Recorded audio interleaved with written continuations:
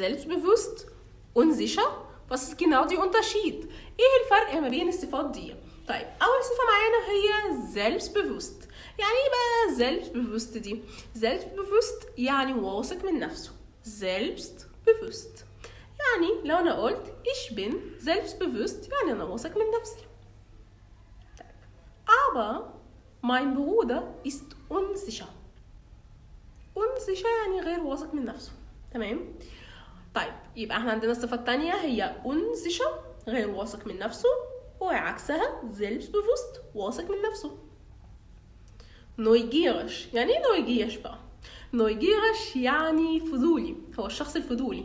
طبعا الحمد لله في كتير قوي ناس في حياتنا بيكونوا فضوليين، فدي صفة احنا لازم نبقى عارفينها وبنعرف نقولها بالألماني، عشان لو حد جاي يتدخل في حاجة هقول له du bist neugierig، انت فضولي، اطلع بره حياتي.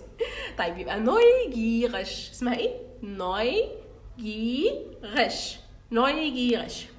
برضه هقول لك على سر صغير كده في الألماني، لو انت عايز تقرا صح قسمه لحتت صغيره جدا زي ما انا عملت كده. neugierig. اقدر اقول لك دلوقتي tschüss und bis bald، اشوفكم